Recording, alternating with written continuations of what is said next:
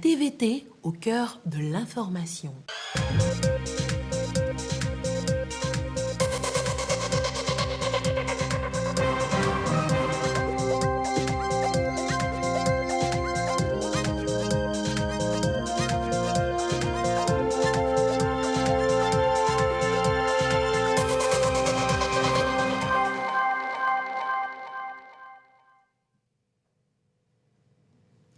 Bonsoir à toutes et à tous. Merci d'être avec nous pour ce journal.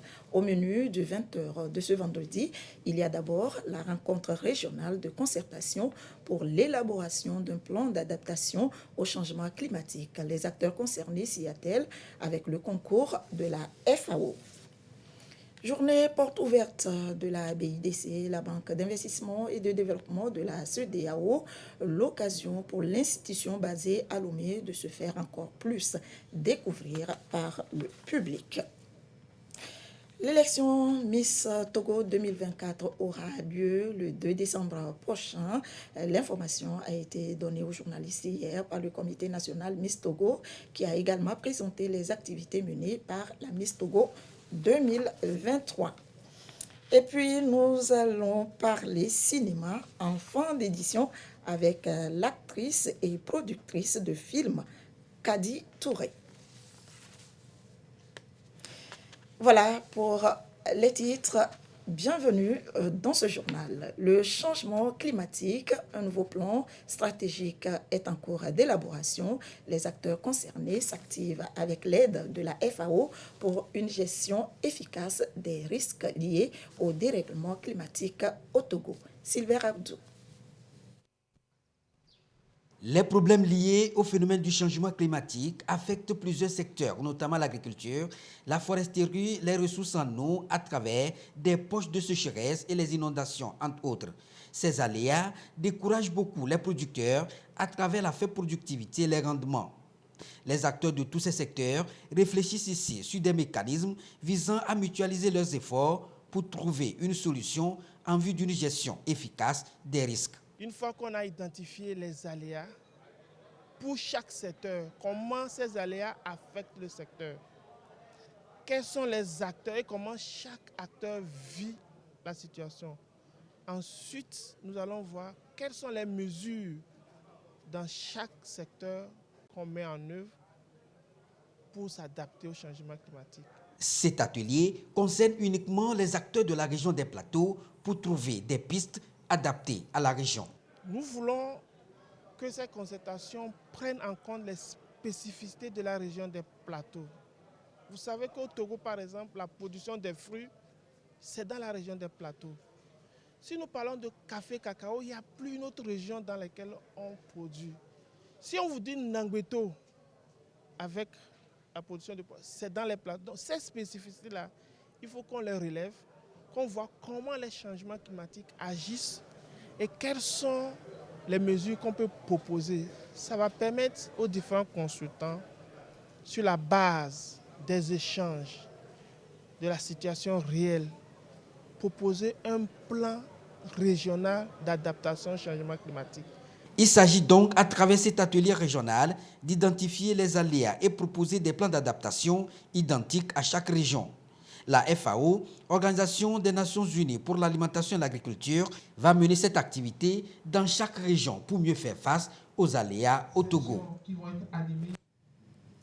Deuxième journée scientifique à l'université de Kara, activité organisée par la faculté des sciences de la santé, sujet au centre des discussions, les maladies non transmissibles. Désiré Aloué. La faculté des sciences de la santé de l'université de Kara innove en orientant l'une des préoccupations vers la lutte contre les maladies non transmissibles. Les deuxièmes journées scientifiques dans ce sens s'ouvrent à Kara sur un appel des acteurs à diriger davantage leur action vers ce fléau.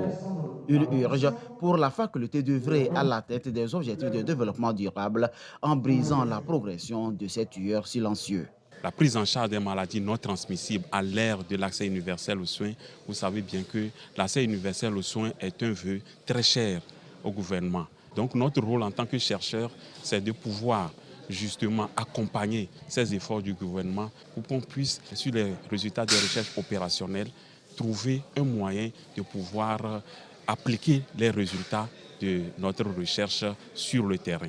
Par vidéoconférence, la ministre déléguée en charge de l'accès universel aux soins, Mme Mamisile Agbaassi, a remercié l'Université de Kara pour cette volonté active qui rime avec la feuille de route 2025 du gouvernement togolais au plan sanitaire. Le diabète, l'hypertension artérielle, les maladies rénales, l'infection respiratoire chronique représentent 74% de l'ensemble des décès. Il faut tirer vers le bas la prévalence en rendant accessibles les soins de qualité à l'ensemble des populations. Le thème qui a été retenu nous est venu des constats sur le terrain.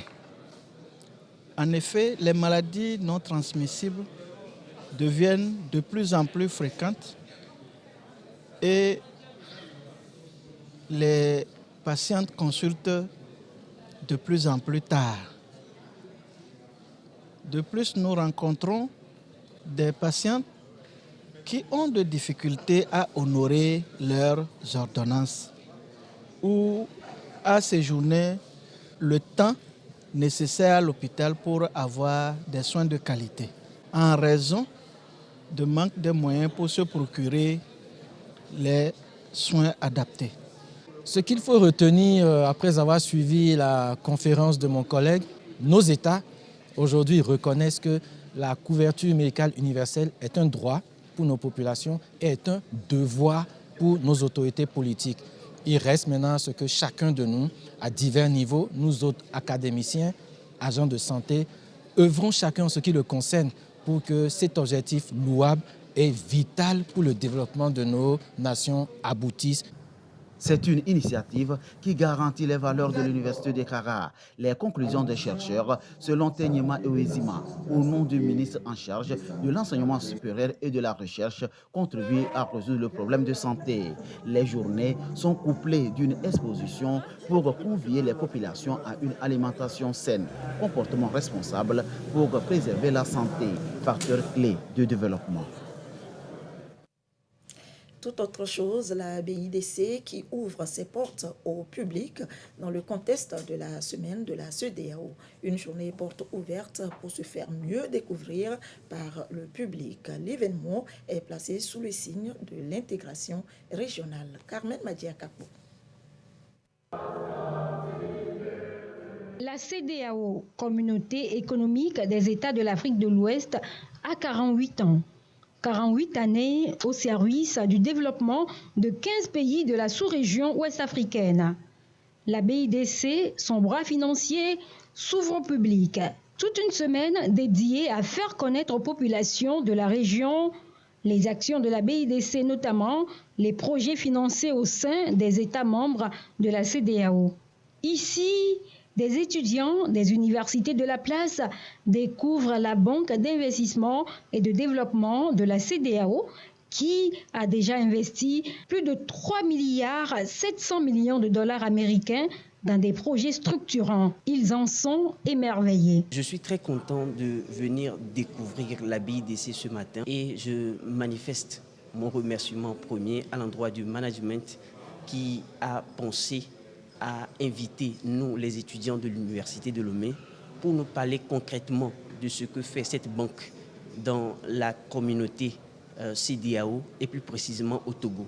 J'ai retenu aujourd'hui les secteurs dans lesquels la BIDC investit, notamment côté agriculture, l'alimentaire, les infrastructures routières, les mines. Au-delà des journées portes ouvertes, les acteurs du monde financier ont été conviés par la BIDC à une conférence de haut niveau pour réfléchir sur les actions à mener pour construire une CEDEAO plus redynamisée, outillée et résiliente. The bank has actually done a lot. Dans chacun des États membres, il y a au moins des hôtels 5 étoiles qui ont été construits et financés par la BIDC. La BDC également est l'un des fondateurs, donc membre fondateur de ETI. La BDC est également membre fondateur de ASCAI. Il y a également le fonds de garantie culturel qu'elle a également mis en place pour tous les 15 États membres de la CEDEAO. Elle a également financé SABER. La BDC a donc financé énormément les PME au niveau de la sous-région de la CEDEAO. Il s'agit de plus de 300 millions de dollars que la BDC a mis à disposition des banques commerciales dans les 15 États membres. Of the commercial banks to enable them to on-lend to the SMEs. La CEDEAO est née le 28 mai 1975 à Lagos au Nigeria avec pour ambition de créer un grand bloc commercial unique par le biais de la coopération économique. Les institutions de financement comme la BIDC, la Banque mondiale, l'Agence française de développement, entre autres, ont un grand rôle à jouer dans la promotion du développement de la sous-région ouest-africaine. Un panel de haut niveau a été consacré à la question au cours de la semaine de la CEDEAO. Carmen Madiakapo. Rencontre de haut niveau pour réfléchir sur la croissance et le développement de la sous-région ouest-africaine. D'éminentes personnalités du monde économique donnent leurs avis sur ce panel. Pour certains, il faut mettre tous les moyens en place pour industrialiser la région et les institutions de financement et du développement ont un rôle à jouer. Pour d'autres, il faut jouer sur la diplomatie économique, c'est-à-dire vendre la destination Afrique et il faut miser sur le capital social. Puis pour développer l'industrialisation, c'est avoir une politique publique forte, d'une part pour développer les facteurs de production et rendre accessibles les facteurs de production dont vous aurez besoin, c'est avoir une stratégie forte pour pouvoir ensuite transformer et exporter votre production. C'est une stratégie et une politique publique forte parce qu'il faut créer cet écosystème, il faut créer un cadre favorable aux investissements et puis c'est miser sur la valeur du continent, sur les atouts du continent et donner à savoir encore plus l'intérêt qu'il y a à investir sur le continent. L'Afrique doit donc prendre son destin en main et travailler au développement de la sécurité alimentaire. L'Agence française de développement AFD se dit prête à accompagner la région. C'est à peu près 293 millions d'euros qui ont été affectés au secteur de l'agriculture en 2022. Donc c'est dans un premier temps travailler sur les facteurs de production, l'accès à des facteurs de production qui soient respectueux d'une agriculture durable. Donc ça va être des engrais principalement et en lien avec la CEDEAO, des engrais biologiques. On a un programme pilote, ça va être l'accès à la ressource en eau. Vous savez que c'est un élément très important pour développer l'agriculture. On travaille d'ailleurs beaucoup sur l'accès à la ressource en eau au Togo. Et puis, c'est l'accès aux services de base de manière générale, qu'il s'agisse de l'éducation, qu'il s'agisse de l'énergie. Voilà ce qu'on fait quand on intervient dans le domaine du développement. Et puis, c'est travailler aussi avec le secteur privé via notre filiale. La zone de libre-échange continentale ZLECAf, en cours d'opérationnalisation, devrait libérer le potentiel de commerce du continent et inciter les pays à produire plus pour amorcer une vraie phase d'industrialisation du continent, car selon les panélistes, le manque d'industrialisation, c'est exporter la richesse. Intéressons-nous maintenant à la BIA qui dispose d'un large réseau d'entrepreneurs à travers l'Afrique, un club de développement qui a l'avantage de connecter les entreprises dans le corridor des affaires.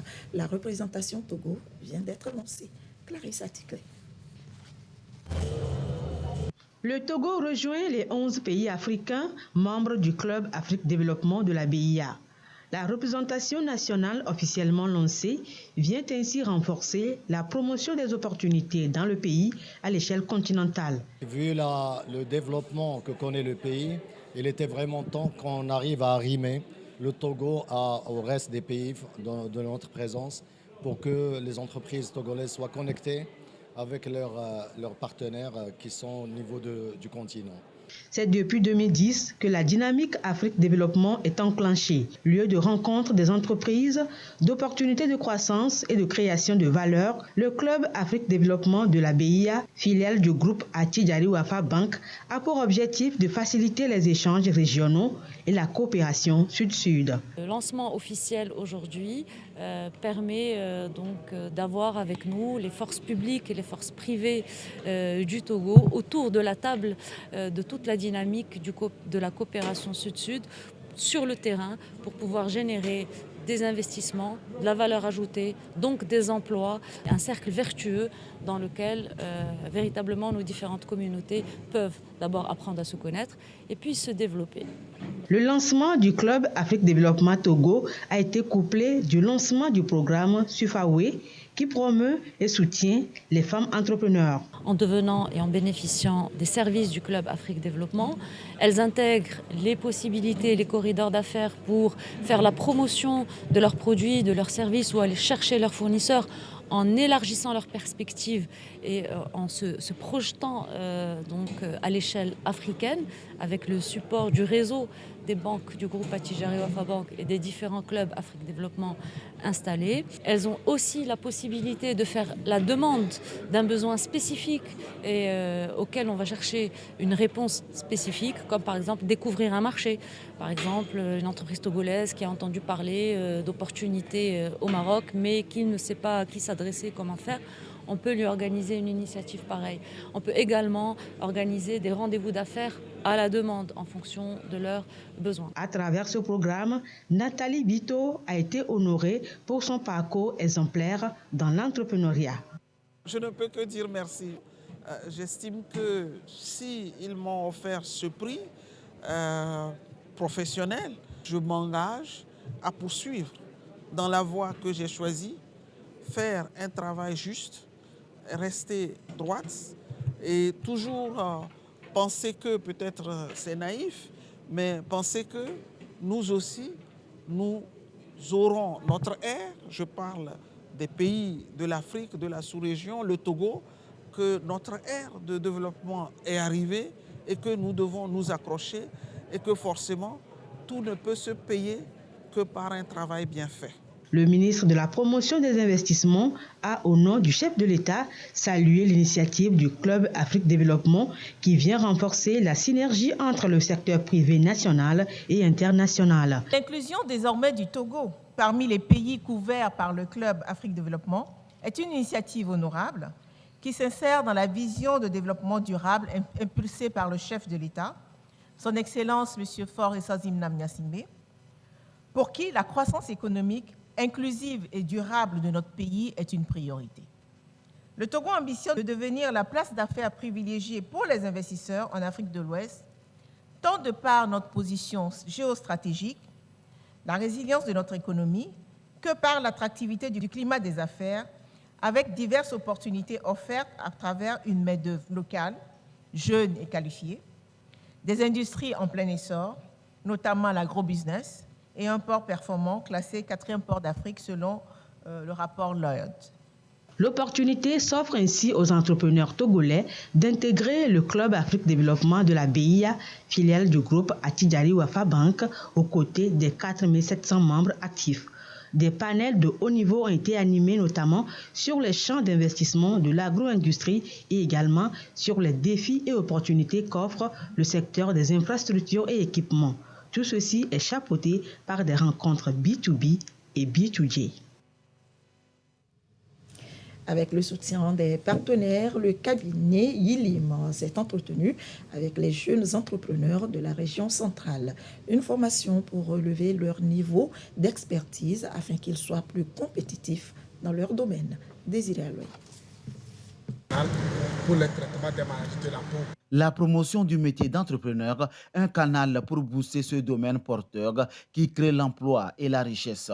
Le savoir-faire, la gestion efficace, élément basique à renforcer chez les acteurs. Le cabinet Yilim actif au travers de la plateforme Carrefour Jeune va à la rencontre de cette cible, maillon solide, base de développement, pour échanger avec elle, l'outiller, réveiller le potentiel qui sommeille en elle, afin qu'elle soit réellement opérationnel. Les jeunes entrepreneurs de la région centrale en bénéficient donc à leur tour. C'est pour apporter à cette jeunesse entrepreneuriale-là tous les outils qu'il faut, tous les mécanismes qui sont mis à leur disposition afin qu'ils puissent entreprendre, non seulement entreprendre, mais bien et surtout de résister au temps. Nous voudrions, à l'issue de ces 5 jours que nous allons passer dans cette région, apporter à ces entrepreneurs, d'une part, tout ce qu'il y a comme compétences comportementales et opérationnelles, mais surtout les amener à identifier leurs difficultés, à réfléchir aux solutions par eux-mêmes, à prendre des engagements afin que leurs doléances puissent être pertinentes et qu'on puisse les porter à toutes les autorités, aussi bien locales que des partenaires de développement. L'État togolais a une vision calquée sur la feuille de route 2025 et l'engagement entrepreneurial, un atout aussi pour atteindre leurs objectifs. À la fin, 10 entrepreneurs seront retenus pour 12 mois d'accompagnement. Ces accompagnements sont multiformes pour qu'ils puissent, à l'issue des années à venir, devenir des champions modèles dont la région centrale peut être fière. Il fallait qu'on amène ça à Sokodé pour que les entrepreneurs de Sokodé puissent aussi en profiter, surtout innover, parce qu'un entrepreneur doit toujours apprendre. Et on doit aussi travailler sur l'innovation aujourd'hui, qu'on a besoin de sortir un peu dans ce qu'on fait d'habitude. Le cabinet IELIM est très bienvenu dans la région centrale. Donc être entrepreneur, il faut chercher des idées. Et grâce à ce lancement de formation du cabinet IELIM, nous aurons vraiment des informations et des atouts. Et grâce à cela, nous pourrons être des entrepreneurs meilleurs pour un Togo meilleur. Le cabinet IELIM sur le terrain pour créer chez les jeunes une émulation qui les relance. C'est la première édition dans la région centrale et je prenais tout le temps qu'il faut pour les 4 jours pour suivre et avoir une connaissance dans nos activités. Je compte être retenu parmi les 10 à la fin de cette formation. Avec cette initiative, nous savons que nous allons être encore visibles, acquérir des connaissances et des partages. Très heureux d'être parmi les participants avec les standards et l'exposition déjà. Ça nous fait du bien et les gens sont en train de connaître nos produits. Pour entreprendre, il faut apprendre. Il est question alors de faire bénéficier l'expertise. L'initiative porteuse vient soutenir les mécanismes, programmes et projets du gouvernement togolais. Ainsi, la visibilité et la mise en relation des atouts, canaux novateurs qui conduisent vers la matérialisation du plein potentiel avec des performances. C'est communiqué pour poursuivre la première session ordinaire de l'année 2023 de la Haute Autorité de l'audiovisuel et de la communication consacrée à l'élaboration des textes réglementaires de la couverture médiatique des prochaines élections législatives et régionales, à la délivrance et au renouvellement de la carte de presse, à l'autorisation d'installation et d'exploitation des web radios et web télévisions, aux déclarations de parution des publications écrites et en ligne en mode écrit se déroulera du 26 au 30 juin 2023. À cet effet, le président de la HAC invite les promoteurs et les professionnels des médias intéressés par l'objet du présent communiqué à déposer au secrétariat général de l'institution leur dossier tous les jours ouvrables de 7h30 à 11h30 et de 15h à 17h. La date limite de dépôt est fixée au vendredi 16 juin 2023. Passé ce délai, aucun dossier ne sera reçu. Signé le président de la Capitalonani Telou. Communiqué de la CENI prorogeant le recensement électoral dans la zone 2. Le président de la Commission électorale nationale indépendante CENI porte à la connaissance des citoyens et de tous les agents électoraux qu'en raison de l'affluence de la population dans les centres de recensement et de vote et afin de permettre aux citoyens d'obtenir leur carte d'électeur, le recensement électoral fixé du 20 au 27 mai 2023 dans la deuxième zone est prorogé jusqu'au lundi 29 mai 2023 inclus. Les heures d'ouverture et de clôture des CRV sont maintenues de 7h à 16h. En conséquence, le président de la CENI invite les citoyens togolais majeurs remplissant les autres conditions fixées par le code électoral à accomplir cet acte citoyen et civique. Le président de la Commission électorale nationale indépendante CENI compte sur le patriotisme, l'engagement et la mobilisation de tous pour la réussite de ce recensement électoral. Signé le président Dago Yabré. La foire du genre, de l'énergie et des mines, la première édition est lancée. Il est question, à travers cette foire, de sensibiliser, d'impliquer plus la femme et de découvrir les enjeux liés au genre dans le secteur de l'énergie. Sandra Ziabé. Une foire de l'énergie pour davantage impliquer la femme dans ce secteur. Cette exposition commerciale vise à sensibiliser aux enjeux liés au genre dans le domaine de l'énergie et à mieux aborder les problématiques spécifiques aux femmes au sein de ce secteur. L'ambassade d'Allemagne soutient l'approche. La cause est très bonne parce que c'est la possibilité pour des jeunes femmes de faire la connexion avec le secteur de l'énergie, de faire des contacts avec des responsables du secteur de l'énergie. Dans cette première fois organisée au Togo, la vision du ministère de l'Énergie et des Mines se concrétise à travers une plateforme révolutionnaire. Cette occasion marque le lancement officiel de la foire genre, énergie et mines, une plateforme révolutionnaire où nous unissons le pouvoir de l'inclusivité au potentiel des solutions énergétiques durables. À ce titre, je tiens à exprimer haut et fort ma profonde gratitude et ma parfaite reconnaissance au président de la République, son Excellence M. Faure Zinna Gnassingbé, qui est le porte-drapeau de l'inclusion, notamment dans les secteurs stratégiques comme l'énergie et les mines. Le Togo fait partie du cercle restreint des pays à avoir créé cet environnement propice qui favorise bien évidemment l'égalité des genres et soutient la participation des femmes dans les sphères décisionnelles ainsi que leurs élévations aux fonctions supérieures de l'État et plus particulièrement dans le secteur de l'énergie. Alors, mes chères jeunes sœurs, j'ai envie de vous dire de saisir toutes les opportunités qui s'offrent à vous, sans hésitation aucune. Cette première édition de la foire compte 25 stands. Elle offre une opportunité unique de découvrir les activités menées dans le secteur de l'énergie et des mines et vise à attirer les jeunes vers les filières scientifiques. Cette foire, c'est une porte ouverte sur le secteur des mines et de l'énergie. À la fois, nous avons 25 stands et une grande partie qui sont occupés par le ministère, ses structures attachées, mais également par les opérateurs qui interviennent dans le secteur. La sous-représentation des femmes, ses causes et les solutions envisageables, ainsi que l'intégration de la dimension de genre dans les projets, sont les deux sujets sur lesquels les acteurs privés et publics se pencheront afin de trouver des solutions et renforcer l'autonomisation économique des femmes dans ce secteur. C'est parti pour la 9e édition de la Fête du pain. Les acteurs du domaine se sont retrouvés ce jour pour échanger sur les actions à mener afin de revaloriser le secteur de la boulangerie. La production locale, bien évidemment. Gisèle Kozona. C'est l'un des aliments les plus prisés au Togo, le pain.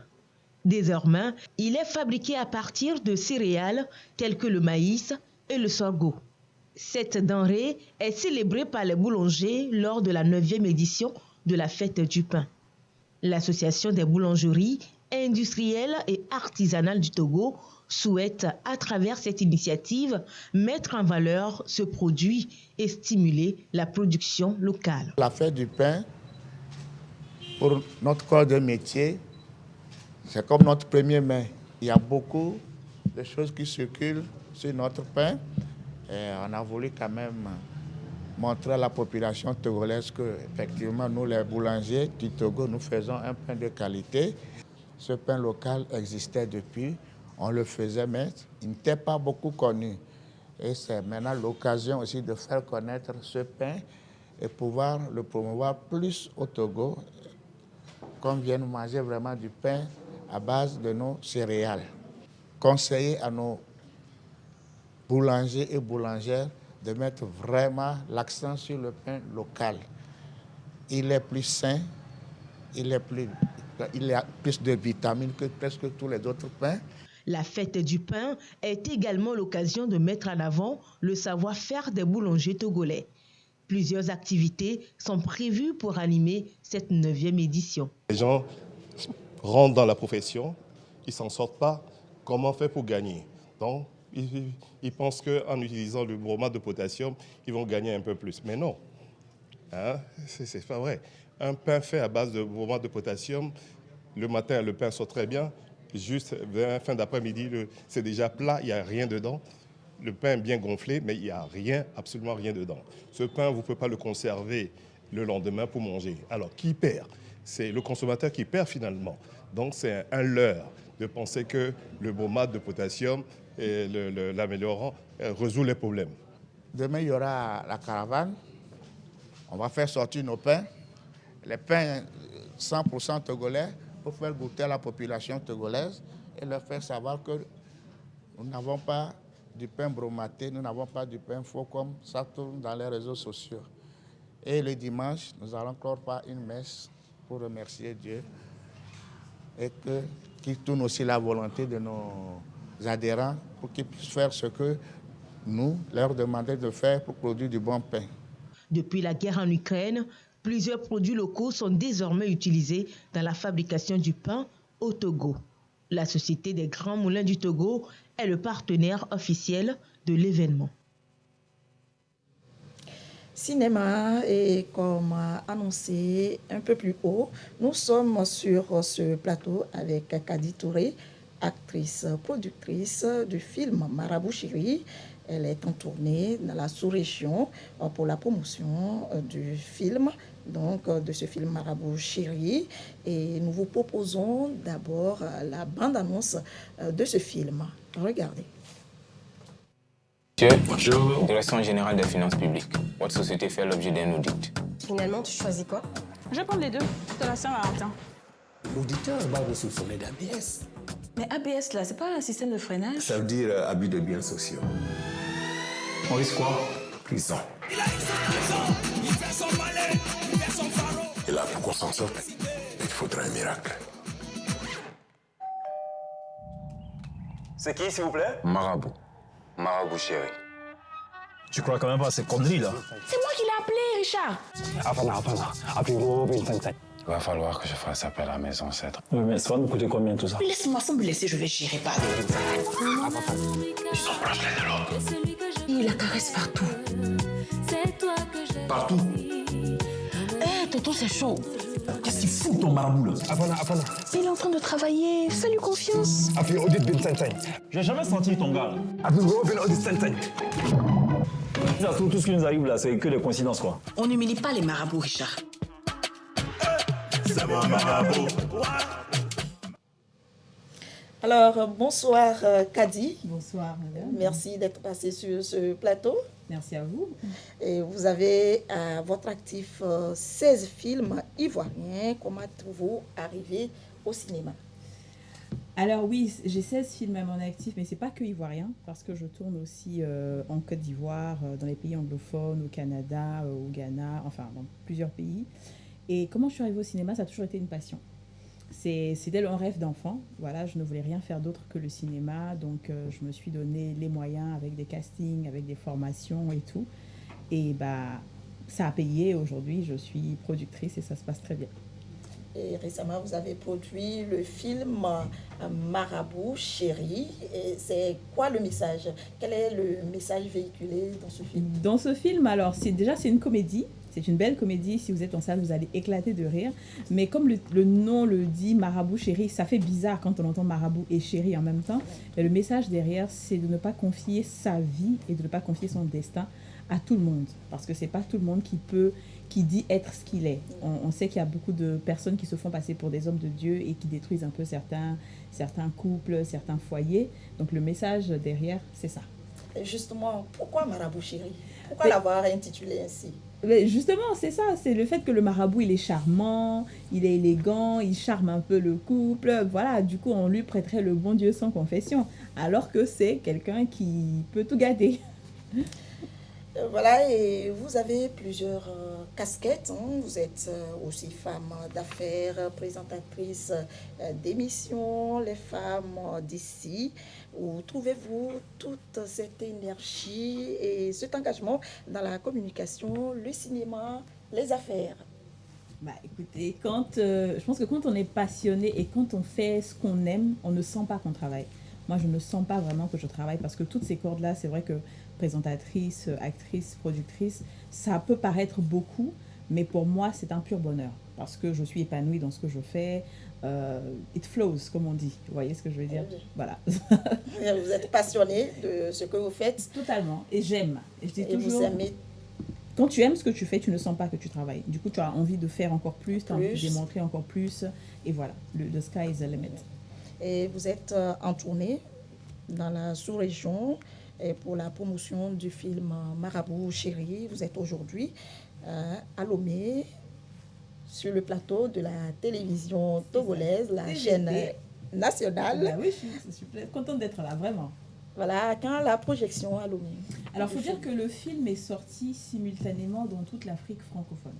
Donc, depuis le 28 avril, le film est partout. En Côte d'Ivoire, au Bénin, au Togo, au Cameroun, en Guinée et tout. Mais il y a certains pays que j'ai pu visiter. Enfin, parce que pour moi, si tout ce monde, parce qu'on n'a fait que des sold out, c'est-à-dire que le film a été très très bien accueilli, les salles de cinéma étaient pleines. Et je me suis dit, il faut quand même que les acteurs se déplacent, aller voir certains cinéphiles qui vont au cinéma. Et donc, on a pu faire le Burkina Faso, le Sénégal, le Bénin. Et aujourd'hui, je suis à Lomé. Donc, demain, il y aura une projection spéciale avec moi et Kader Gadji qui joue le marabout, justement, qui est là en ce moment.